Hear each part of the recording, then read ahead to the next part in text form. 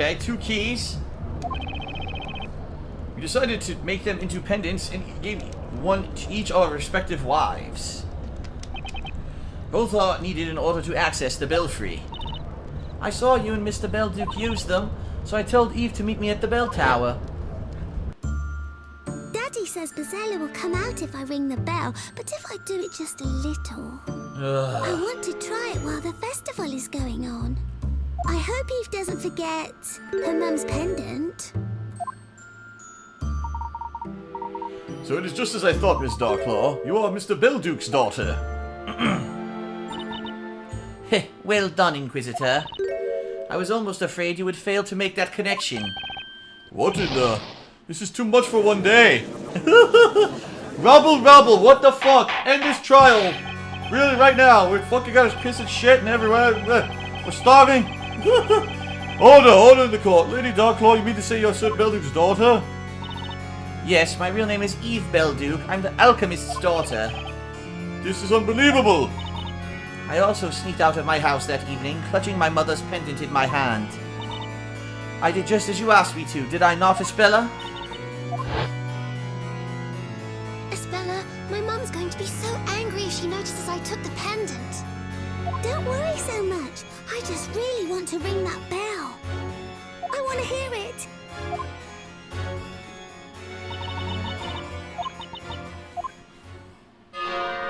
And it killed everyone when they rang it. Damn.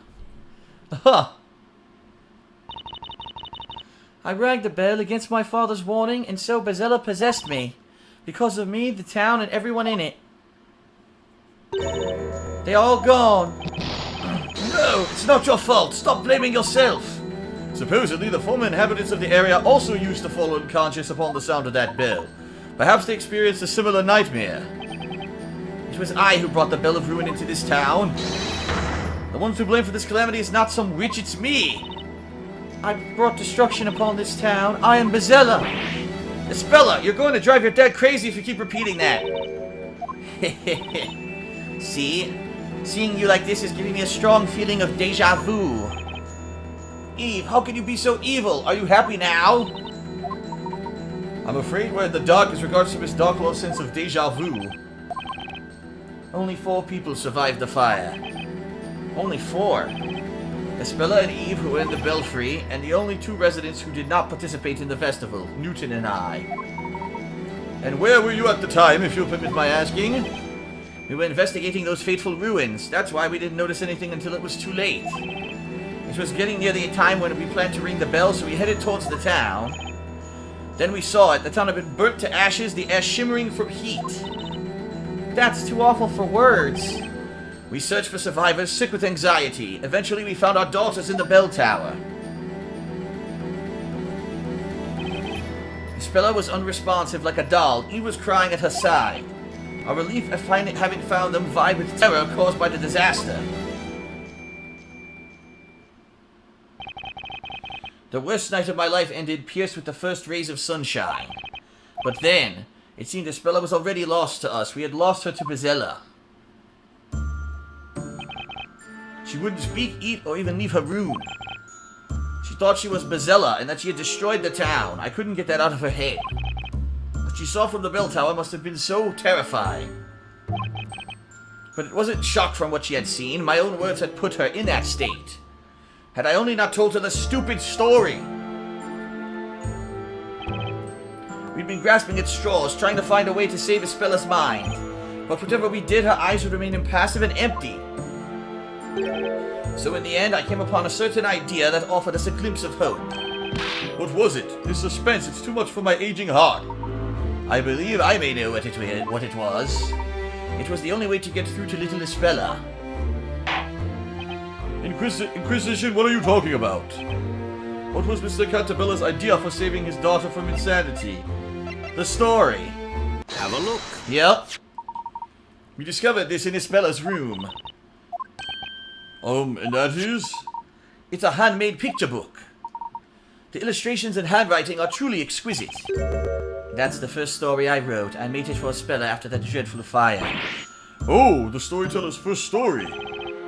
It was but a simple children's story, The plot was very straightforward. The townsfolk joined forces to banish evil witches who serve Bezella. Isabella, do you understand now? You aren't Bezella. Bezella is somewhere out there, sending out other witches to do bad things to the people of our town.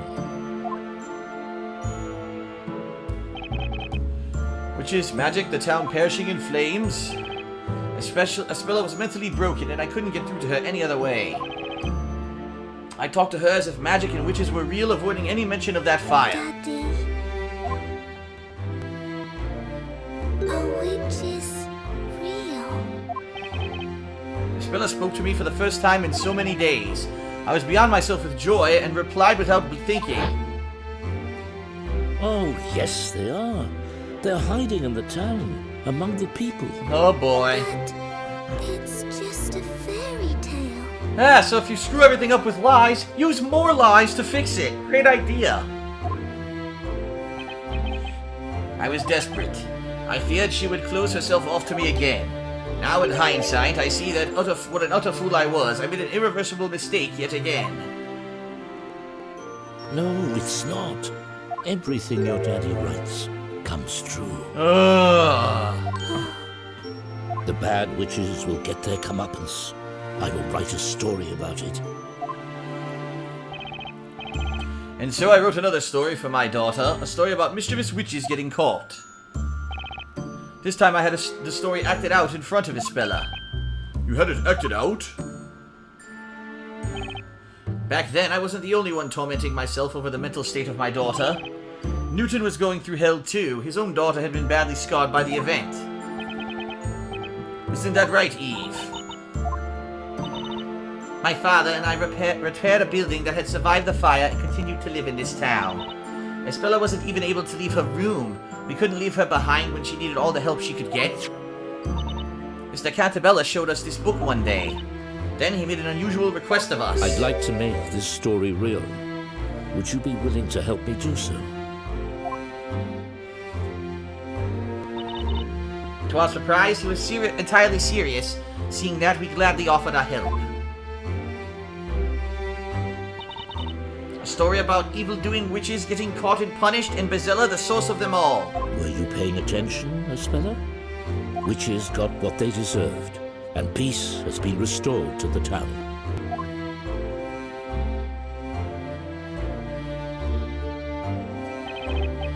Isabella smiled at the end, then she whispered to herself. It wasn't me. Huh. When I saw her smile, I felt as if something broke inside me. I couldn't afford to let her be sad again. Maybe if Bezella were to exist in this town, Isabella could stop thinking she herself harbored the Great Witch. I continued writing stories about witches. Even I would act them out for Isabella.